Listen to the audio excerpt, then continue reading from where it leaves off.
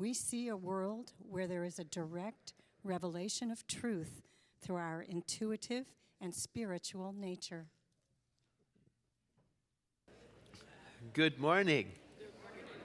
A special welcome to our Spanish-speaking audience. Today we're having simultaneous Spanish interpretation. And by the way, if you know of a location where it would be appropriate for us to post one of our Spanish language posters announcing our simultaneous interpretation, you can pick up the posters under the balcony in the back of the auditorium over there, as long as you have permission to post it. You know, we don't want to get into trouble with our neighbors and friends, but you're welcome to take one of the posters and put it up in a place where we can communicate that we've got simultaneous interpretation available every second Sunday here at the center. And also, happy birthday to Nava, who just gave us our opening prayer. You see, Facebook is good for something. Our topic today is, don't do anything until I get back. It's a phrase that a comedian used, and the comedian said that if humanity wasn't able to evolve, then leaders, spiritual teachers like Jesus of Nazareth would have probably said, don't do anything until I get back, because you can't do anything anyway. I'll bring the change when I come back. I'll evolve you. I like what Barbara Marx Hubbard says about conscious evolution. She says, conscious evolution inspires in us a mysterious and humble awareness that we have been created by this awesome process of evolution and are now being transformed by it. Oh yes, we are being transformed. Although, if you look at our country right now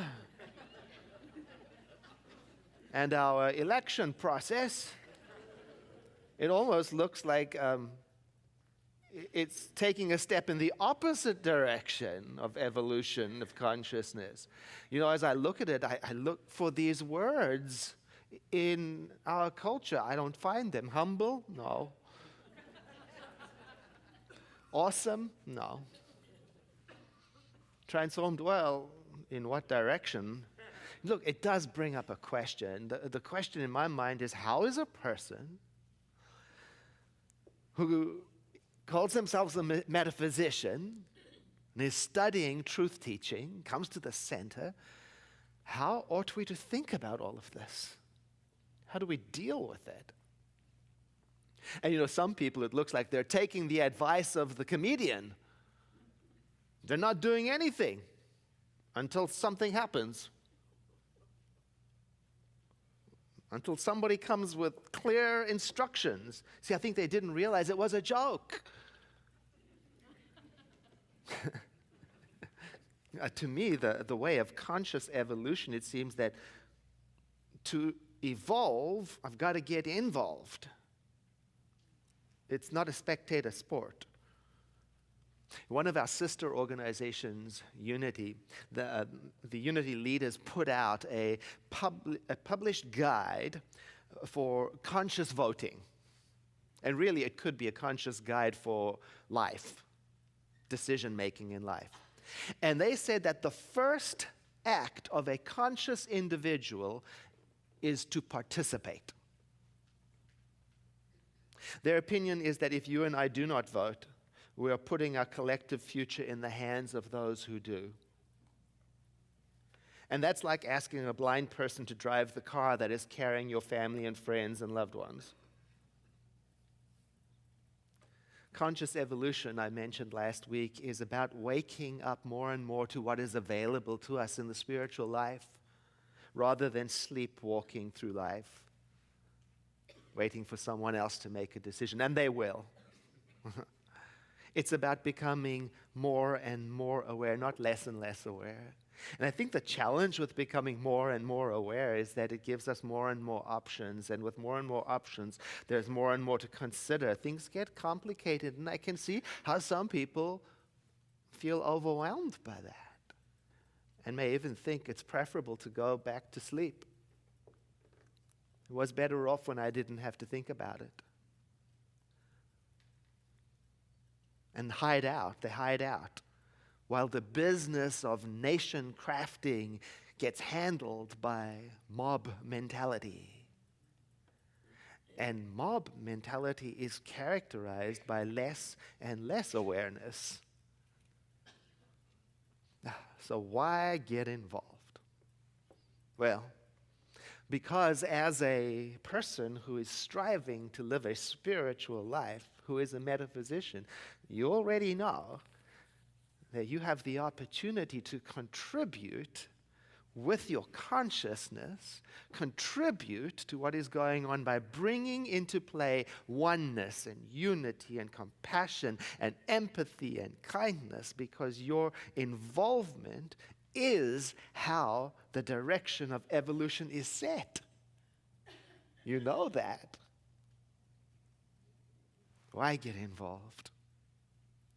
Well, in addition to the election of the President of the United States, there are also laws and programs and leadership and propositions being decided upon in California that will impact the lives of those we love, some say even more than who gets the presidency.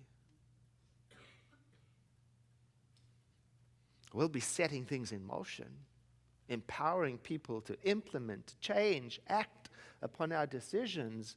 So whether we hide or participate, our choice is still shaping the destiny of these United States of America, because our choice from our consciousness is causative. Back to the question, how does a metaphysician from the Center for Spiritual Living deal with the election? Well, for starters, you may recall last week we discussed that there is a power for good in the universe, and you can use it. So, step one then is to use it. Here's how. Don't do anything. Don't discuss anything. Don't share that Facebook post. Don't send that email. Don't correct that relative until you have consulted with the power for good in the universe. That's the first step in navigating this election season, because if you don't consult with that power, it's like turning over the steering wheel of the family car to a blind person. Or you could say it like this: pray first and often. Why? Well, because prayer takes place in our mind, and our mind is our direct link to spirit, the higher power, higher consciousness. And linked to higher consciousness, here's what we can expect. Spirit will never direct us to do something hurtful, spiteful, mean-spirited, negative, and unkind. No. Spirit will never stir up in us hatred and revenge. No. Spirit will never frazzle our brains until we lose our composure, our hope, and our gladness. No. So if that's going on, then I can ask, what am I listening to? What am I communing with? What am I consulting with? What's driving my car? What's guiding my choices? See, my idea is before I even get involved with my ballot, I ought to evolve my consciousness. And to me, that means if I notice it's down there, that's on me. I've got to lift it up. I mean, if my mind is in the muck, that's on me. I've got to lift that up and get it up out of there before I start checking boxes. How? By consulting with the power for good in the universe. And you know what I've noticed? It is unlikely that I will find the clear voice of the power for good in the universe on social media.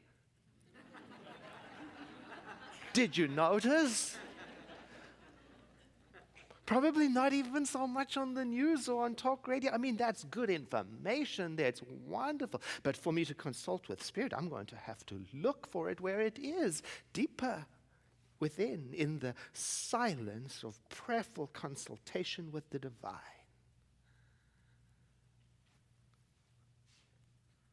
I like what one of my colleagues, Reverend Sunday Cote, has to say about it. She says, as we truly live in alignment with that power, we model for others the fruits of the spiritual evolutionary path. Gently and powerfully, we light the way for an illumined world to emerge, one precious soul after another. Yes. There's a thought. As I evolve my consciousness, I become an example that contributes to the direction. So I get to ask, what is the example that I'm leaving for the people around me right now? Can they tell? Can people tell by the way I talk about the candidates and the issues that I am a student of truth? Can they tell by the way I talk about the elections that I am a devotee of divine love? Can they tell? Can they tell when I talk about it that I am an observer of divine law and that I subscribe to the idea that there is an elegant, perfect, right action governing this reality?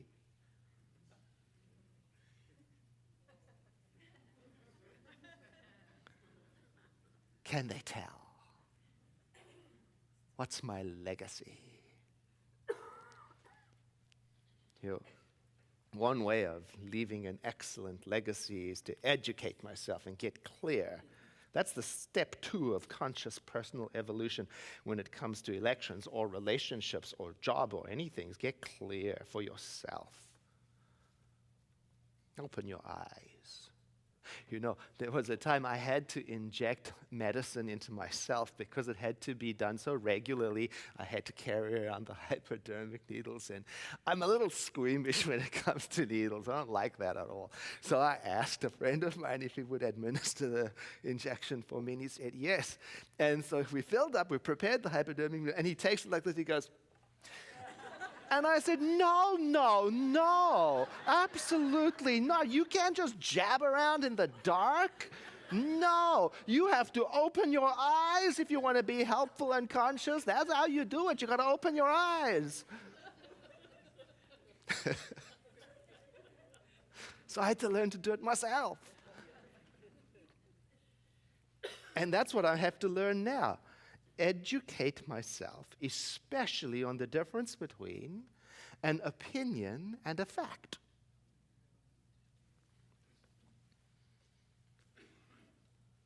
And in the political world, I might need to make friends with sites like these: factcheck.org, politifact.com, factchecker.com. Look, these are no substitute for consulting with higher power, but they certainly can help me navigate through challenging things, especially when feelings are involved. Which feelings? All the feelings. Angry, agitated, happy, hopeful, vengeful, indignant, self-righteous, all the feelings. In other words, check them. Especially check for the source that is causing that feeling. Is it accurate? It's the same with spiritual life, We've learned you and I can't rely on the testimony of somebody else. You can't jab around in the dark. You got to consider your source and check it. That's step 3 of conscious evolution. Consider the source of your information. I like what Jesus of Nazareth had to say about unconscious leadership. It's right there in the Bible. Matthew 15. He said, "Leave them alone. They are blind leaders of the blind. And if the blind lead the blind, both shall fall in the ditch."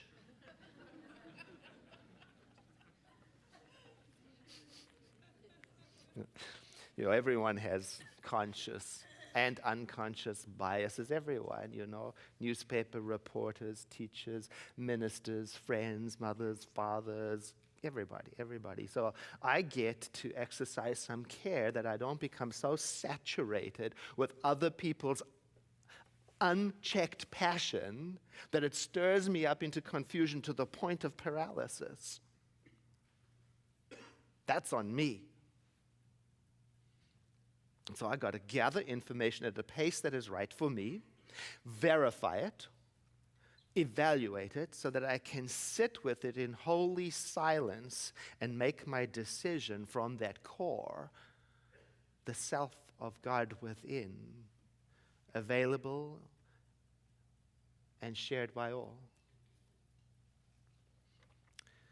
Step 4 of conscious evolution is related to that. It's about making the best decision I can, that the one that best supports and connects or is in alignment with my core values. Now, whether that's in the election or in choosing a meal or buying a house, the best possible decision I can, given all the circumstances, because I know, and probably there's no silver bullet. There's no miracle cure. There's no Messiah. There's no waiting for somebody to tell us what to do. There's no easy way out. No, there is sorting it out. And in sorting it out, I know I have to be careful of idealism or all or nothing thinking. I got to be careful. I like what Ernest Holmes had to say about black and white thinking. You know what he said? He said, we must be careful not to throw out the baby with the bathwater. I get like that sometimes. If it doesn't work out exactly the way I want it to work out, then I'm not going to play at all. If my participation doesn't count the way I want it to, I won't participate at all. But actually, I can't. No, that's a luxury I can't afford. I still have to make the best decision I can for the highest good for all. And part of that decision-making process includes me paying attention to what I'm stirring up, to what I'm contributing with my consciousness, with my thinking. That's step 5. Watch your thinking, Edward, especially that persistent thinking. The persistent thoughts. Because I've been hanging out at the Center for Spiritual Living for quite some time now. And I've heard some things. I've heard that the thoughts that we attach ourselves to with force of habit and depth of feeling have a nasty or delightful way of producing results. I've heard. And I've heard that what we dwell upon sows seeds for the future. I've heard. And I've heard that holding thoughts of fear and anger is bad for your digestion. I've heard. And I've heard that abandoning your belief in the perfect right action of this amazing spiritual universe is unnecessary because worry doesn't seem to be capable of producing good results. I've heard. The Unity Guide to Conscious Voting asks us, once you've made a decision, how do you know you've made the right choice? Whoa. And they suggest, you can feel it because everybody's got their own way of knowing whether or not they're in alignment with the power of creation and when they're not. And so you can evaluate the choices. If one leads you to urgency and anxiety and the other one leads to peace and inclusion, go that way. Go with the peace. It's not a perfect system, but it calls us to pay attention. And they say in this guide that if you and I feel fear or guilt as we prepare to make a choice, it's possible that we're being manipulated. And to step back from it and breathe and go back inside to consult with the power for good in the universe. What's driving me? I like what Richard Foster has to say about that. He says, if money determines what you do or do not do, then money is your boss. If God determines what you do or do not do, then God is your boss. Bottom line, conscious evolution means becoming aware again that there is a powerful good in the universe that you can use in this election or not. Because such is the love of divine mind that it will leave you and me utterly free to use it or not. And leave you and me utterly free to gather in the consequences of our creative participation or non-participation. You see, we are the world. In the little book, This Thing Called You, there's a lovely affirmation that is suitable for use in this election process. You know, I'm going to repeat it to myself every time I feel myself being stirred up by hypnotism, stimulated by the unchecked passions of other people. I'm going to say to myself, my affairs are in the keeping of infinite wisdom. I am guided by divine intelligence. The activity of spirit inspires my mind and flows through my actions. Life lies open to me, rich, full, and abundant. I invite you to read that with me. My affairs are in the keeping of infinite wisdom. I am guided by divine intelligence. The activity of spirit inspires my mind and flows through my actions. Life lies open to me, rich, full, and abundant. That's really also how we're thinking about our center as well. You know, last week I shared with you that we've been studying our finances, and we noticed that there's a possible deficit at the end of the year. And so many people came up to me after the service and thanked me for being frank and open about it. And many people asked for more specifics. They wanted to know, how did that happen? How much is it exactly? You know how we are.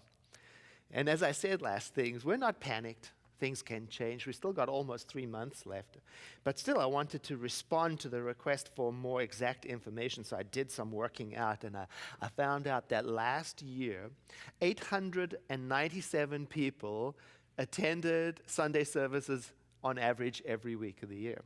So I divided that into the deficit, and I figured out that if every person who comes to a Sunday service from now till the end of the year and the remaining 11 weeks contributed an extra $3, would cover the deficit, because that would add up to $28-something thousand. That's all it is, you know. Or 3 people could write a check for $10,000 each.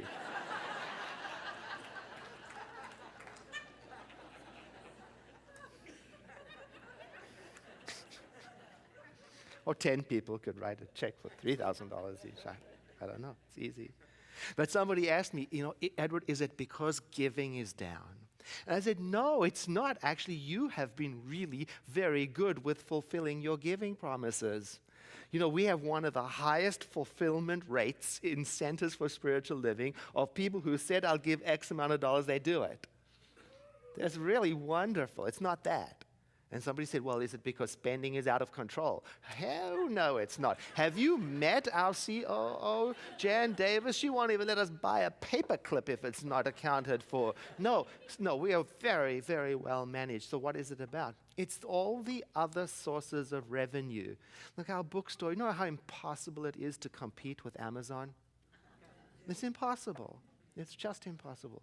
And workshops and education program, rentals, you know, all the other things have had a steady decline in revenue. That's where it's come from. But we're not panicked, and I'll tell you why not. Even last week we received, where is the percentage? Oh, I'll make it up then. No, over 50% of the cards we received last week showed an increase in giving over last year. That's why we're not bothered. And 29% of the giving intention cards we received last week were first-time intenders. That's hopeful. That's why we're not worried. We're excited. And by the way, if you filled in your giving intention online, or you mailed it in, some 100 people did that, please go visit the table outside and pick up your gift. We've got a gratitude gift for everyone who completes it. It's a calendar that links to the themes. It's an interactive journal for every week of the year, and it's an exclusive workshop that I will be teaching on January 1st, only for people who complete their giving intention during the month of October. No manipulation there.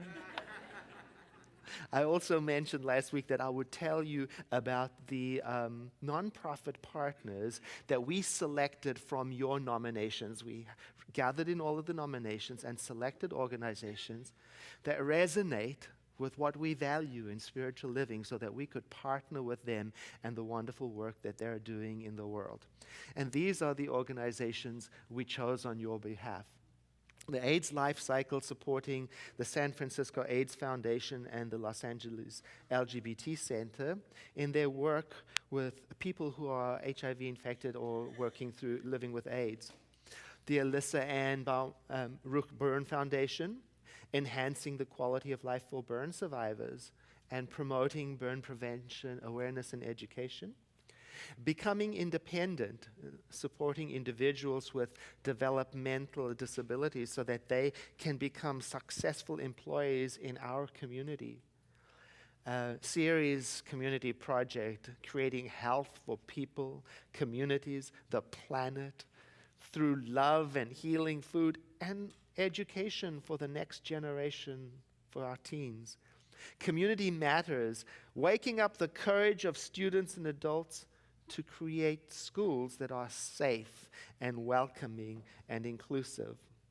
Sonoma County Task Force for the Homeless, working to end homelessness in our community through advocacy programs, development, education, and collaboration. Mentor Me, which empowers youth in need to achieve their highest potential by matching them with an adult mentor. And then the Redwood Credit Union Wildlife Relief, which continues to support fire relief efforts for the victims of the 2016 Lake County fire. Santa Rosa Children's Chorus, and they came and sang to us, and they're coming back, really empowering children to value and enjoy art. Priceless. Sloan House Women's Shelter, providing a home and 6-month broad scope program in Santa Rosa for women to create a better life. The Living Room, which is Sonoma County's only daytime drop-in center for homeless and at risk of being homeless women and children. And what a beautiful thank you note we got from that organization. And then Villages in Partnership, creating partnerships with people in villages in Malawi to bring about life-changing development for both sides of the partnership. So as you can see, our nonprofit partners are both local and international, and they represent both organizations in need and those who are prospering, but most important, they resonate with our vision of contributing to a world that works better for everyone. That is what inspires us to choose and to celebrate the way we do. These organizations also represent the extension of your love into the world. Through your contributions, they receive some good, and the circle is ever widening. So now it is time for us to join in prayer. So I invite you to breathe in with me and to exhale, letting your eyes close, as we take a moment to consult with that power for good in the universe. As we let go of everything and turn our awareness inward, observing our mind, which is our direct link to the great all there is. It is everywhere present, always has been, always will be. This is the meaning of eternal. And so consulting within, we realize our unity with it and through it to each other. And so by this prayer and this prayer alone, We dissolve all barriers in mind between us and spirit. As we remember the truth of our being, that within us is the presence and the power and the wisdom of the Almighty that we can use. Indeed, that is using us. It loves through us. It thinks through us. It helps through us. And as we remember this, our true identity, we shake loose any other concept, returning to this identity of spiritual beings. We realize we cannot be hypnotized. We cannot be sidetracked. We cannot be enticed by the noise. And that we stand in the middle of the world, in the middle of all of its goings on, sure and certain of our identity, believing in and accepting the power of our word and understanding the creative energy that flows through us. We stand strong and giving thanks for this. Then I release this word of prayer into the law of mind, and together we all say, and so it is.